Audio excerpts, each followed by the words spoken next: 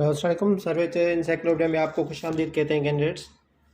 मेरा नाम सर्वेच है। जैसा कि आपको मैंने कल एक वीडियो शेयर की थी जिसमें मैंने सारा प्रोसेस बताया था कि जो इंटरमीडिएट की जॉब्स आ रही हैं उसमें अप्लाई कैसे करना है, और उसका कंप्लीट जो प्रोसेस था मैंने सिंधी में बताया था, क्योंकि कैंडिडेट्स बहुत सारे सिंधी लैंग्वेज समझते हैं। कुछ कैंडिडेट्स को सिंधी समझ नहीं आई होगी, तो इसके लिए ये मैं दूसरी वीडियो भी बना रहा हूँ।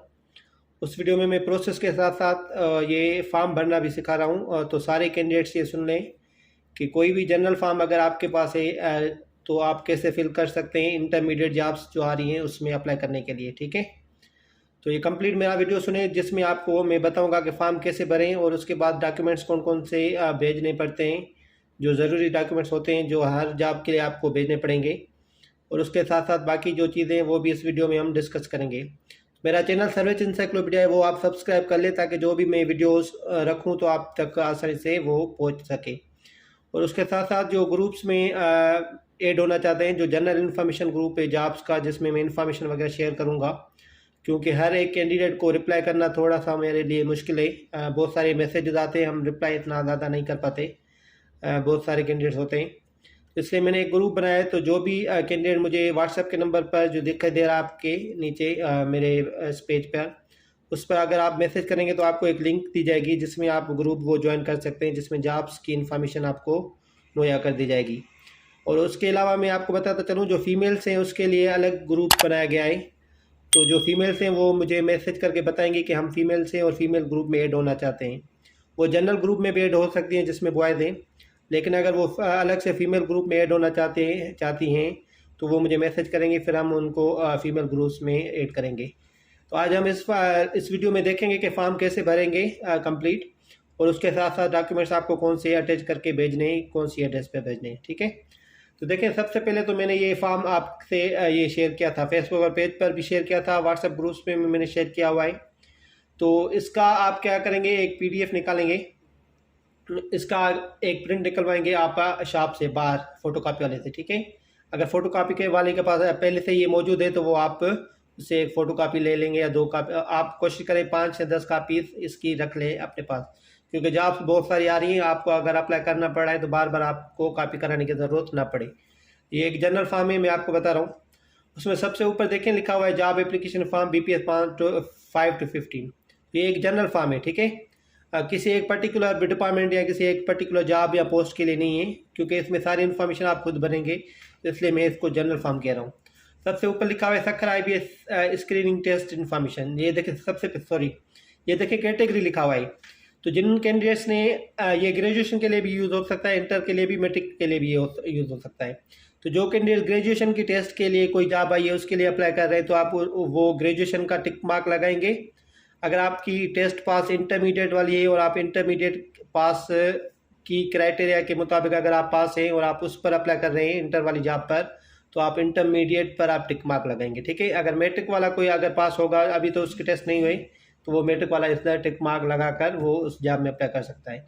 तो हम अभी इंटरमीडिएट पर फोकस कर रहे हैं, तो आप क्या करेंगे, इंटरमीडिएट का इधर क्या करेंगे, टिक मार्क लगाएंगे कि ये मैं इंटरमीडिएट के लिए अप्लाई कर रहा हूँ।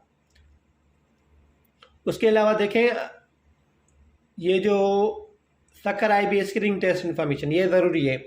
ये इसलिए ज़रूरी है क्योंकि इंटरमीडिएट के जो अभी टेस्ट हुए हैं जिसमें कैंडिडेट्स 40+ जो हैं वो 1,18,000 से ज़्यादा है तकरीबन अबाउट। ठीक है, तो उसमें अभी उन्होंने जनरेट नहीं किया सर्टिफिकेट, तो सर्टिफिकेट तो आपके पास नहीं होगा। तो आपको क्या करना है, तो ये बहुत सारे कैंडिडेट्स का सवाल भी था कि हमें सर्टिफिकेट अभी तक नहीं मिला, तो हमें क्या करना चाहिए। तो अब सर्टिफिकेट अगर नहीं मिला तो आपको इन्फॉर्मेशन ये इसमें डाल के आपको फॉर्म में आप अप्लाई कर सकते हैं, क्योंकि ये एड में जो सर्टिफिकेट की रिक्वायरमेंट अभी नहीं है। अगर किसी एड में सर्टिफिकेट की रिक्वायरमेंट है तो आप उसका वेट कर सकते हैं, अदरवाइज अभी इन्होंने एड में कुछ भी ऐसा नहीं लिखा कि आप सर्टिफिकेट भी भेजें साथ में। तो आपको क्या करना है, जस्ट आपको इन्फॉर्मेशन देनी है इसकी जॉब की, और जो आप टेस्ट की आपको इन्फॉर्मेशन देनी है। आपको क्या इधर लिखना है, सीट नंबर। तो मैंने जो भी ये फॉर्म भरा है ये एक रफ मतलब मैंने फिगर्स लिए और नाम भी अलग अलग है, तो आप इसका ख्याल करना कि आप अपनी इन्फॉर्मेशन इसमें डालना। मैंने ऐसे ही जस्ट आपको समझाने के लिए ये सारा फॉर्म भरा है। आप इधर अपने सीट नंबर लिखेंगे जो आपको रोल नंबर दिया गया था IBA टेस्ट के लिए, उसके बाद आपका टेस्ट सेंटर कौन सा था, आपका हैदराबाद था, कराची था, दाऊद था। हैदराबाद में अगर 2-3 सेंटर थे तो आप उसका नाम लिखेंगे। अगर आप कराची में ज़्यादा सेंटर थे तो आप उस सेंटर का पर्टिकुलर नाम लिखेंगे, ठीक है। टोटल मार्क्स 100 थी। 100 में से आपने कितनी मार्क्स अटेंड की, मार्क्स अटेंड। अगर किसी ने 70 की है तो 70 लिखेगा, किसी ने 60 मार्क्स उठाई है तो 60 लिखेगा, किसी की 41 है तो 41 लिखेगा। जितनी मार्क्स आपने, जितना आपका स्कोर अभी पोर्टल पे आ रहा है या आपका सर्टिफिकेट में होगा, ठीक है। उसके बाद जो आप एप्लीकेशन जो इंफॉर्मेशन है एप्लीकेंट की इंफॉर्मेशन में आप सबसे पहले जो लिखेंगे वो लिखेंगे नेम ऑफ डिपार्टमेंट। अभी देखें जनरल फॉर्म है तो जनरल फॉर्म में मैंने आपको बताया था कि ये कोई चीज़ इसमें फिल नहीं की हुई, तो नेम ऑफ डिपार्टमेंट आपको खुद लिखना है, नेम ऑफ पोस्ट आपको खुद लिखना है, और ग्रेड कौन सा है वो भी आपको खुद लिखना है।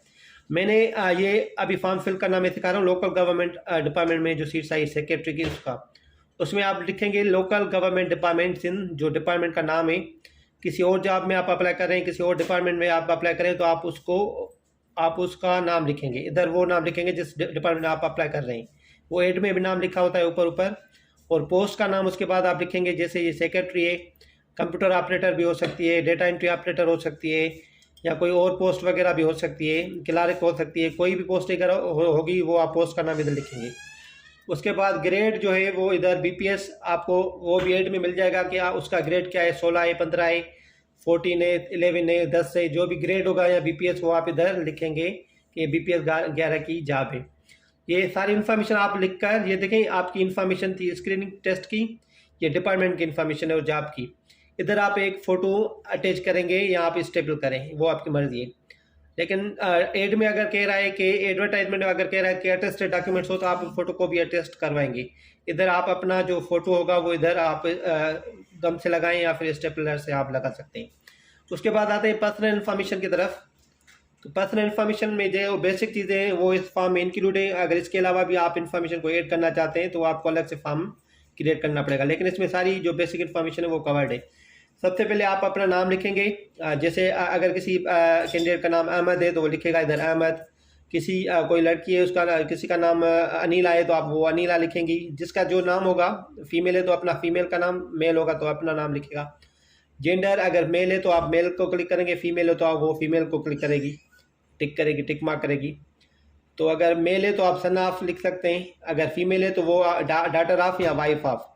ये फीमेल होगी तो डॉटर ऑफ या वाइफ ऑफ लिखेगी, किसकी मतलब वो बेटी है या किसी की वाइफ है तो वो अपने हस्बैंड का नाम इधर डाल सकती है या अपने फादर का नाम डाल सकती है। बाकी जो मेल है वो जस्ट फादर का नाम इधर इन करेंगे।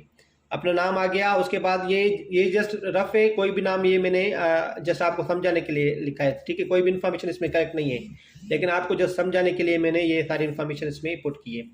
तो अगर अहमद है और मोहम्मद अली का वो बेटा है तो वो मोहम्मद अली का बेटा लिखेगा उसमें। उसके बाद डेट ऑफ बर्थ अपनी लिखेगा जिस पर वो पैदाइश, जिसकी पैदाइश थी। मैंने जनवरी 1 2000 में अगर वो पैदा हुआ है तो वो लिखेगा 1 जनवरी 01/01/2000, ठीक है। डोमिसाइल उसका कौन सा है, रूरल है, अर्बन है, तो रूरल अर्बन आप ज़रूर लिखेंगे, क्योंकि जब डिस्ट्रीब्यूशन होती है कभी कभी रूरल अर्बन अलग अलग होती है और डिस्ट्रिक्ट के वाइज भी होती है, तो आप डिस्ट्रिक्ट और ये डोमिसाइल अर्बन रूरल ज़रूर लिखेंगे।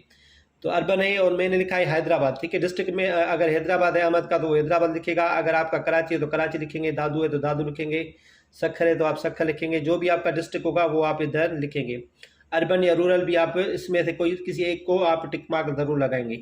उसके बाद आपका CNSE जो भी होगा, आपका CNSE नंबर आपको याद होना चाहिए। अगर याद नहीं है तो आपके CNSE नंबर में CNSE में लिखा होगा, वो आप उधर से देख के ये सारा कंप्लीट जो CNSE है वो अपना लिखेंगे।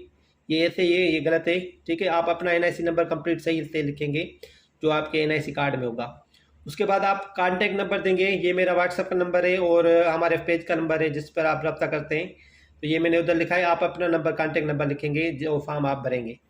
उसके बाद डिसेबिलिटी, जो डिसेबल कैंडिडेट्स होते हैं उसके लिए ये कॉलम है, तो वो उसको येस करेंगे। जो डिसेबल नहीं है वो उसको नो करेंगे, ठीक है। जो डिसेबल कैंडिडेट होंगे वो उसको येस करेंगे।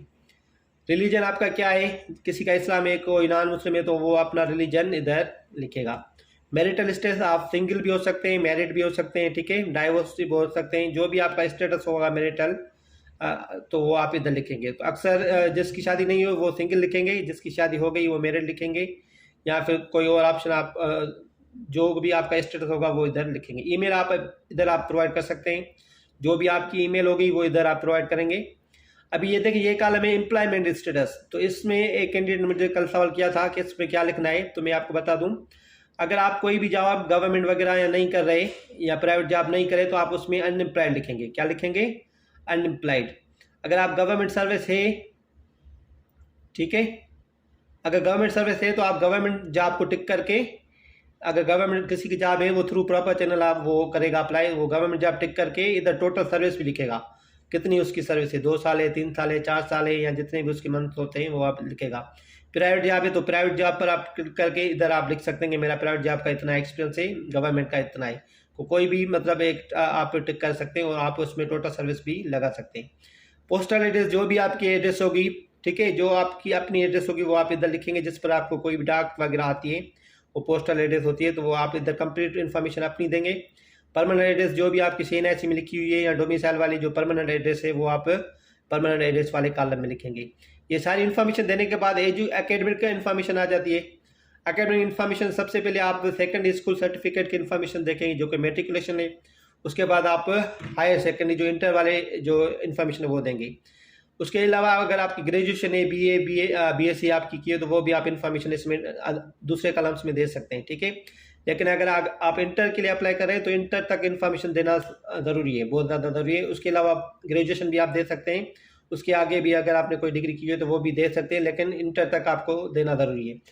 आपने मैट्रिक कब की थी वो आप ईयर लिखेंगे, कौन से बोर्ड में या यूनिवर्सिटी में से की है वो इधर आप लिखेंगे। BIS इधर मैंने लिखा है, जो आपका बोर्ड होगा जिसमें आपने की होगी वो आप अपना लिखेंगे। ग्रेड आपका A है, B है, जो भी आपका ग्रेड बनता है वो आप इधर लिखेंगे। ऐसे ही आप HSC की इन्फॉर्मेशन देंगे, जो इंटर है, इंटरमीडिएट, तो वो आपने जिस साल में आपने कंप्लीट की थी वो लिखेंगे। बोर्ड आपका कौन सा था, यूनिवर्सिटी या बोर्ड आपका कौन सा था वो लिखेंगे और इसमें ग्रेड लिखेंगे। अभी प्रोफेशनल इन्फॉर्मेशन मैंने ऊपर लिखा था कि मैं अनएम्प्लॉयड हूँ, ठीक है। ये अहमद जो है, वो अहमद लड़का जो है वो अनएम्प्लॉयड है, तो उसको वो प्रोफेशनल इन्फॉर्मेशन उसकी कोई भी नहीं आएगी। अगर किसी के पास अगर प्रोफेशनल एक्सपीरियंस है और किसी कहीं पे उसने जॉब की है तो वो इधर ऑर्गेनाइजेशन का नाम लिखेगा, जॉब का टाइटल लिखेगा, कौन सी पोस्ट पे उसने काम किया है, कौन सी डेट से कौन सी डेट तक, और टोटल एक्सपीरियंस का कितना बनता है, ठीक है। तो ये उनके लिए जो जिनकी गवर्नमेंट सर्विस या प्राइवेट सर्विस है। उसके बाद प्रोफेशनल कोर्सेज अगर आपने कोई भी किए हुए हैं, तो अगर आपने कुछ भी किए हुए और आप ऐड करना चाहते हैं इसमें जॉब के लिए, तो आप उधर ये इस कॉलम में आप लगाएंगे। एक कोर्स है तो आप एक की इन्फॉर्मेशन देंगे, 2 है तो आप 2 भी इसमें ऐड कर सकते हैं या 3 ऐड कर सकते हैं, ठीक है। लास्ट में आप ये सारी चीज़ें आप इसे एक्नॉलेज करेंगे कि सारी जो मैंने इन्फॉर्मेशन दी है मैंने करेक्ट दी है, और आप इसमें डेट लगाकर जिस डेट पे आप भेज रहे हैं फॉर्म, और आप अपनी सिग्नेचर इधर कर देंगे, जो भी आपकी सिग्नेचर हो।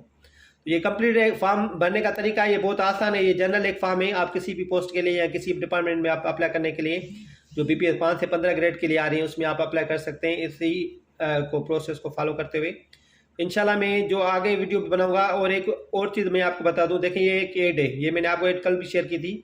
इसमें एड में इसमें एड्रेस इधर लिखी हुई है, देखिए, applicant should submit their applicant to the secretaries in local government boards in secretariat number 5 Karachi. ये इनका एड्रेस है जिस पर सेक्रेटरी वाली जॉब्स का ये एड्रेस है, उसमें आप भेज सकते हैं। इसके अलावा जो भी एड आएगी उसमें एड में जो होगी वो मेंशन होगी, क्या, एड्रेस भी मेंशन होगी, और कौन कौन से डॉक्यूमेंट भेज रहे हैं वो भी मेंशन होंगे। मैं इसमें एड में एक और बात आप बता दूं, देखें इसमें जो लिखा हुआ है attested copies of document duly attested with their application. बहुत सारे कैंडिडेट्स कह रहे थे कि अटेस्ट करवाना है, नहीं करा रहा, तो ये देखिए ये एक डान की एड है, इसमें लिखा हुआ है, हर एड में ऐसे लिखा होगा कि अटेस्ट करा के भेजें और कौन कौन से डॉक्यूमेंट्स भेजें। अगर नहीं भेजते तो बेसिक जो डॉक्यूमेंट्स थे वो आपको भेजने पड़ेंगे, वो बता रहा हूँ कौन से। ये तो फॉर्म में आ जाएंगी, आपकी नेम, फादर नेम वगैरह ये सारी आ जाएंगी, एकेडमिक इन्फॉर्मेशन, ठीक है। डेट ऑफ बर्थ ये भी आ जाएगी, डोमिसाइल PRC आ जाएगी इन्फॉर्मेशन। इसके साथ साथ आपके डॉक्यूमेंट्स यही भेजने पड़ेंगे। मैट्रिक इंटर की आपको मार्कशीट भेजनी पड़ेगी, पास सर्टिफिकेट दोनों के, मैट्रिक के और इंटर के। CNIC आपका ज़रूर होना चाहिए, डोमिसाइल PRC फॉर्म आपका होना चाहिए, एंड प्रीवियस एक्सपीरियंस है तो वो आपको उसको कोई सर्टिफिकेट वगैरह होगा या कोई कोर्स किए तो आपको वो चीज़ें भेजनी ज़रूरी है। तो ये सारी जो चीज़ें आप अटेस्ट करवा के अगर लिखते हैं तो आप अटेस्ट करवा के जो डिपार्टमेंट की एड्रेस है उस पर भेजेंगे विद इन ड्यू टाइम। अभी देखिए इसका 7 डेज टाइम था, ये कल एड आई है, तो 7 दिनों में 7 दिनों के अंदर आपको इस एड्रेस पर भेजने हैं ये सारे डॉक्यूमेंट्स।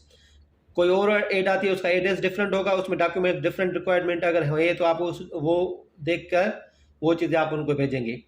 कोई कोर्स वगैरह मांगते हैं तो उसकी सर्टिफिकेशन भी ज़रूरी है वो भेजना, ठीक है। ये सारी चीज़ें आप नोट करें। तो कोई भी अगर ऐड आती है तो ऐड को आप अच्छे से पढ़ें, ऐड में सारी कंप्लीट इन्फॉर्मेशन होती है। उसके अलावा अगर आपको ऐड में से ऐड के अलावा कोई इन्फॉर्मेशन चाहिए तो आप हमसे व्हाट्सएप के नंबर पर रब्ता कर सकते हैं। जो भी हमारे पास इन्फॉर्मेशन होगी तो आपसे हम शेयर कर देंगे। और दूसरी बात, कुछ जॉब सर्कुलेट हो रही है जिसमें हमें कंफर्मेशन नहीं है कि वो रियल है या फेक है। तो जब तक न्यूज़पेपर में ऐड नहीं आती या किसी ऐसी ऑथेंटिक वेबसाइट वगैरह पे ऐड वगैरह नहीं आती, एडवर्टाइजमेंट, तो हम वो शेयर नहीं करते पेज पर, कोशिश करते शेयर ना करें। और जो कैंडिडेट्स हमसे पूछते हैं कि ये फेक है या रियल है, तो हम कंफर्मेशन इसलिए नहीं दे सकते क्योंकि वो जॉब जो आ रही होती है वो किसी न्यूज़पेपर में ऑथेंटिक में नहीं आई या फिर किसी वेबसाइट पर नहीं लगी होती। तो जब तक वहाँ पे नहीं लगती तो हम उसको कंफर्म नहीं कर सकते ये मतलब ये रियल है या फेक है। तो आप भी कोशिश करा करें कि रियल हो या फेक हो। वो अगर रियल है तो न्यूज़पेपर में आ जाती है तो वो मत समझे आप रियल है, फिर आप उसमें भेज सकते हैं। या किसी वेबसाइट पे आ गई है ऑथेंटिक वेबसाइट, जैसे सक्राइबी वालों की कोई साइट है या कोई और साइट ऐसी है, सिंध गवर्नमेंट की अपनी साइट है कोई, उस पर अगर कोई ऐसी लगी हो जॉब तो आप उस पर भेज सकते हैं डॉक्यूमेंट्स। बाकी जो डॉक्यूमेंट्स आपको भेजने मैंने आपको बता दिए। डोमिसाइल पीआरसी आपको ज़रूर भेजना पड़ेगा हर जॉब के लिए। इंटर के लिए आप अप्लाई कर रहे हैं, इंटरमीडिएट के लिए, तो आप इंटर तक डॉक्यूमेंट्स भेजेंगे जिसमें मैट्रिक के मार्कशीट और पास सर्टिफिकेट ज़रूर होना चाहिए एंड इंटर के पास सर्टिफिकेट मार्कशीट ज़रूर होनी चाहिए। CNIC आपका होना चाहिए। आपके फ़ोटोज़ हर फॉर्म में लगेंगे, वो भी आपके भेजने पड़ेंगे। इसके अलावा जो आपकी सर्टिफिकेशन वगैरह कोई आप भेजना चाहते हैं तो वो भेजें। डिसेबल कोई है तो डिसेबिलिटी सर्टिफिकेट भी साथ साथ भेजें। तो इंशाल्लाह हम अगले वीडियोज़ में भी हम मिलेंगे। जो भी इन्फॉर्मेशन मेरे पास होगी मैं कोशिश करूँगा शेयर करता रहूँगा। मेरे चैनल सर्वे एनसाइक्लोपीडिया को ज़रूर सब्सक्राइब करें और जो ग्रुप्स में ऐड होना चाहते हैं तो व्हाट्सएप के नंबर पर मुझे मैसेज करें, उनको लिंक दी जाएगी जिसमें आप ऐड होंगे तो हमें उधर इन्फॉर्मेशन शेयर करता रहूँगा। वो हमारे लिए आसान होता है। कोई फीमेल है तो वो हमें बताएगी कि हम फीमेल ग्रुप में ऐड होना चाहते हैं तो हम उनको फीमेल ग्रुप में अलग से ऐड करेंगे। उसकी लिंक हम डायरेक्ट नहीं देते क्योंकि उसमें बहुत सारे कैंडिडेट फिर आ जाएंगे, इसलिए फीमेल अलग से हमें मैसेज करेंगी तो हम उनको फीमेल ग्रुप में भी हम ऐड कर देंगे। आप अपना ख्याल रखिएगा। मेरे चैनल सर्वे एनसाइक्लोपीडिया को ज़रूर सब्सक्राइब करें। आप अपनी दुआओं में याद रखिएगा। शुक्रिया। अल्लाह हाफिज़।